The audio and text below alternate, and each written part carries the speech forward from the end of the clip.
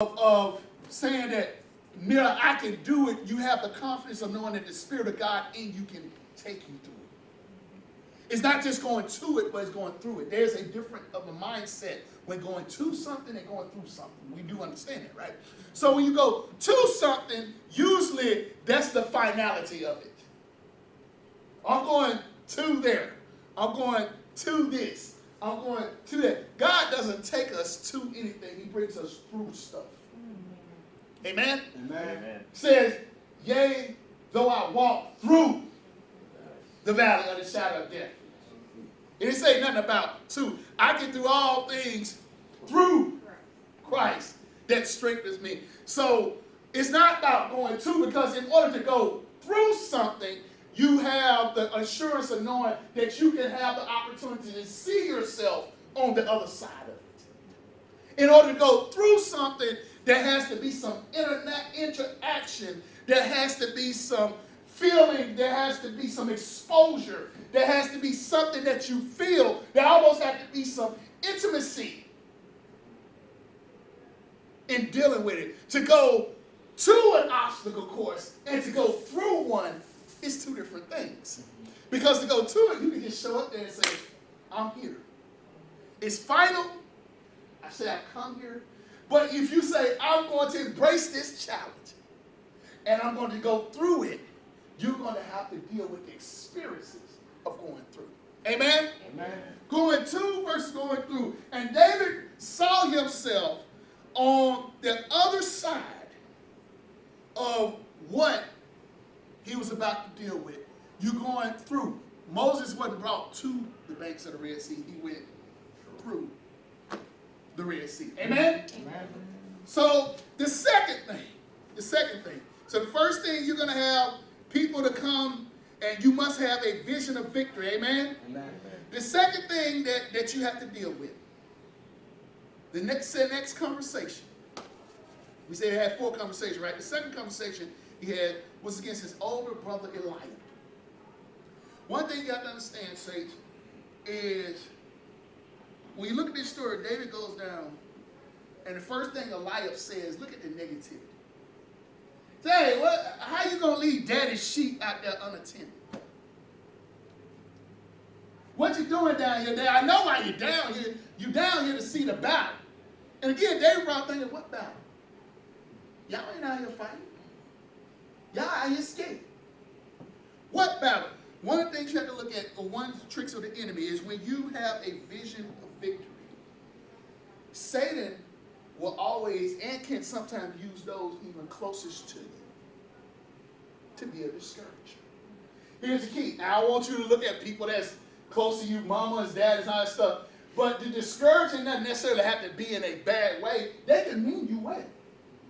However, they might not be in the vein of understanding what you're dealing with and what God is taking you through. And motherly love can sometimes, they feel, can trump what God is saying because they don't acknowledge the Spirit of God on your life. Or friends can just not want you to have to deal with it. But however, sometimes the close one, and then you have those that just don't mean you well. And Eliab comes down and he's saying all this stuff to David. And David, if you read down further into that, David said, what have I done now? Pretty much said, well, what pride now? Like, this is oldest brother. This is going to be a pillar to your youngest brother. An example. He said, what have I done now, Elijah? And when somebody say, what have I done now? That's just like if you come to me and you like, EP, this, I'm like, what are you complaining about now? That now usually is a subtle way of me saying, you complain all the time. I know you well enough that here you go with something else. That y'all ain't had arguments with family, friends, spouse, whatever, mama. That, Mom, golly, what is it this time? Right? Yeah. Spouse, y'all do that. You know how y'all at each other all week? And I was like, oh God, what is it today? And that's what David did. They said, what is it now? There are a couple of things that disqualify his older brother from even speaking into the vision of victory in David's life. The first thing, he was jealous of David. Don't underestimate what jealous people will do when it comes to your vision of victory. You know why he was jealous? Because if you go back, I think to verse 16, no, chapter 16 in the Bible, when Samuel came around, he asked for the 8 sons of Jesse. Which one would be pretty much the one that stepped up there would be the one. And the first one he brought was Eliab, because back then through Israelite culture, the oldest one that's the one that establishes the legacy. And Samuel looked Eliab up and down and like, this ain't the one. And after all the sons, there's 8 of them, right? He said, hey, don't you got another son? Jesse? Yeah, he had the feet. Go get it. And here comes little straggly David walking up. And Samuel said, that's him. You don't think Eliab had some heat and was jealous of David? Own family member. Another thing was he was intimidated. Intimidation disqualified Eliab from speaking into David's vision of victory because he was intimidated because the first thing he said, I know you down here to come see the battle. But we read earlier in chapter 17, he would understand David's real reason for coming down there was to feed his other brothers. Because Jesse had given them food to take them because they had been out all day. He knew they were hungry. People that are intimidated will care more about, and as we say, be in their feelings and overlook the very reason why God is using you. And then he goes on, and as they're having the conversation, matter of fact, if you look biblically, the last one, this is the smallest of the conversations that David has with his youngest brother. He was jealous, he was intimidated, and then the last one, of course, with him not understanding that his father told him, he was ignorant to the assignment. Do not underestimate those 3 things. So, the next conversation. Everybody say the next conversation. Next conversation. David goes to speak to Saul. And he goes on, and here's the thing. One thing David had, before we get to the conversation, you have to understand discernment. Everybody say discernment. Discernment. And I've always been I'm not going to say bothered, in Christian circles of how we as adults, we overcomplicate discernment. Does that make sense? Like some things you know. I think God built us innately to know certain things. Can you go get Ty real quick? Bring Ty's in. God builds us as a young, and I'm going to use Ty as an example. I don't know, he may do it, he may not, but I noticed something about him. It was like a couple of weeks ago. And I can honestly say, I didn't tell him this. His mama didn't tell him this. Nobody told him that Ty's 5, right? And to show you how simple sometimes when God, come here, Ty. Come here, Papa. How God speaks to us. And sometimes we as adults, we complicate things. And a lot of times God is saying, Tierra, go. Tanisha, I'm right here. Brother, come to me. Sis, come to me. Felicia, stay right here. Do this. And we like, because as adults, since we've been through some experiences, we got some testimonies, we feel we can rationalize what God is saying. Ty, get daddy a hug. You get daddy kiss? Right here. You give him what? Right here. Put right here. You give me a kid right here? On my head?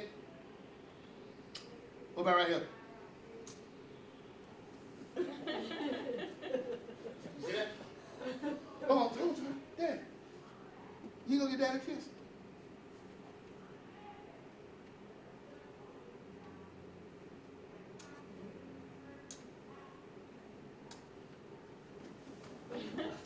All right, you going back.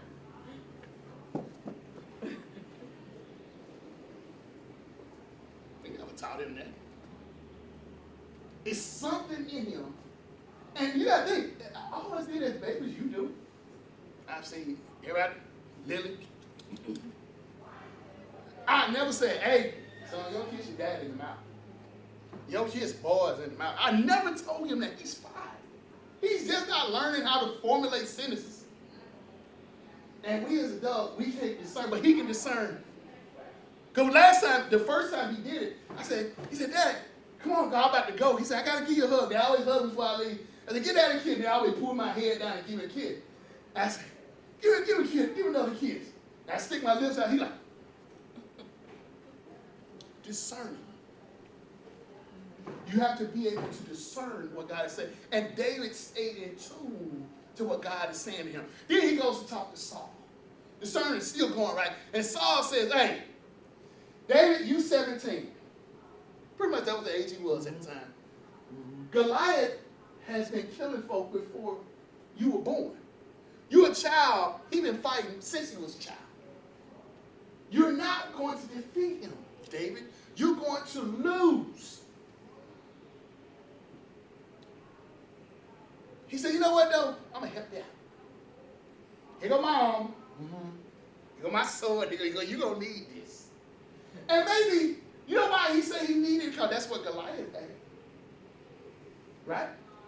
And then he says, you know what? David said, still discerning, I can't wear this because I have not been proven or tried in this armor.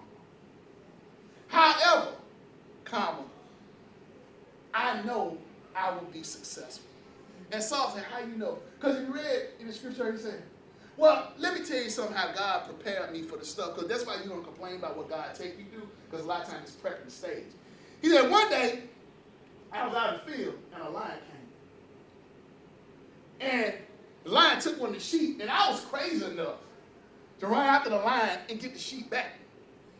And then the lion turned on me.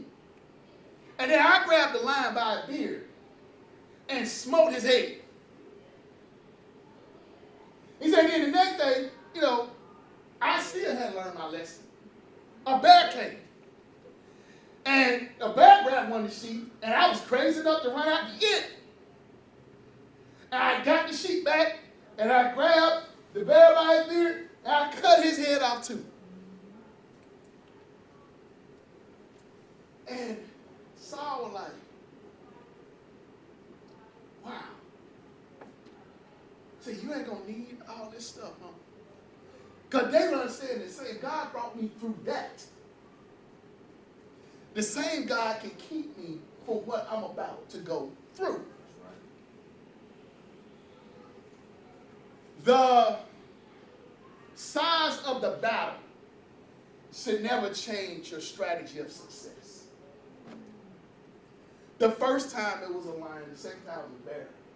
Just because it's Goliath, that should not change your faith in what God has already brought you through. I always tell people, you do a credit check on God, God credit always checks out. He has the best score ever. Best reference you could ever use. He don't have no repossessions, none of that. Everything on his credit is perfect. And it always checks out. Amen? Right. So when he goes through it, and I'm finishing up. He goes through that, and when it gets to a point, and I'll say this, we've all dealt with things. And when you look at what you've gone through in your life, it's prepping you many times for something greater. I know that's cliche-ish. But when God has brought you through that, and he brought you there, one of the things I challenge us as children of God is we have to strengthen our memories, because a lot of times it's so short-term of what God has done for us and how he continues to bring us through things and how he continues to present us with visions of victory. And we don't embrace those victories because we're looking at the size of the battle. And we allow sometimes the circumstances of that battle to change our strategy, because the faith you use for that is the same faith you can use for this, the same faith you can use for that, the same faith you can use for this. And every other time There's no such thing as new faith. You have faith in God that he will bring you through the situation, and you can kill some giants.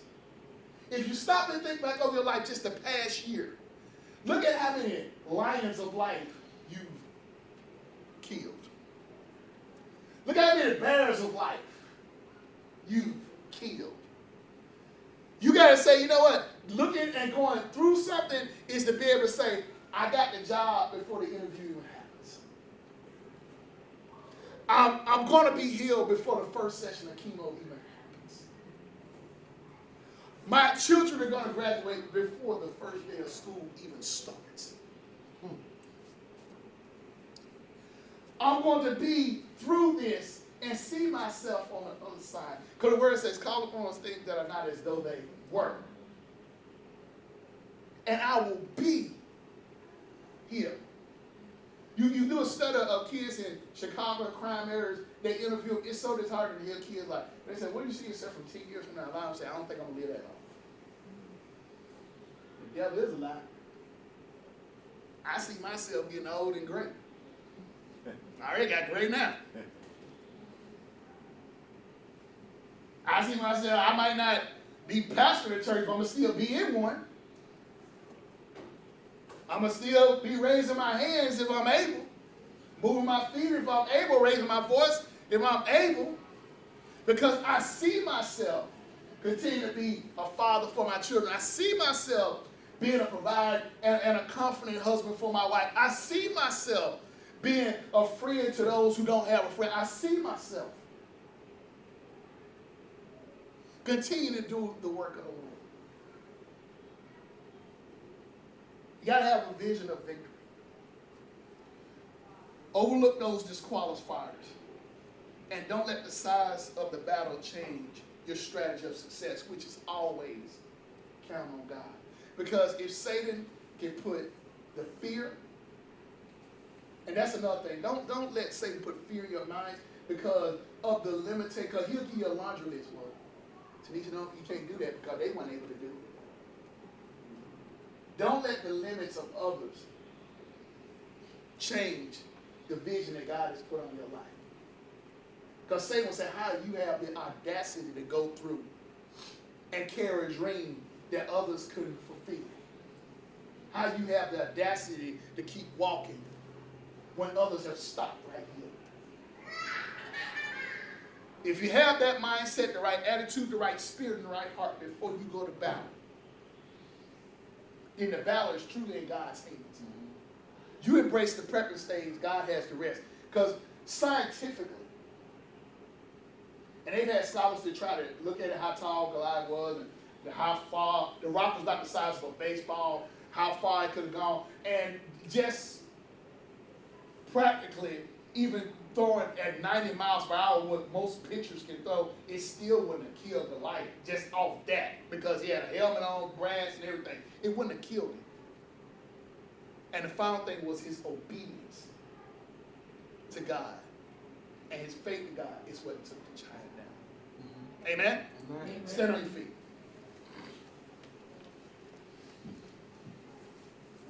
Amen. Before the battle begins, you gotta have that purpose thing. You'll see it today. And for those of y'all that choose to watch the NFL, you'll see highlights, whatever you're gonna do. You'll see a bunch of teams out there. They just out there, they already, some of them already got the excuse. Well, this is the first game of the season. They're going to come out there and show up and just get a check and take out money, and they're going to go back and enjoy their money.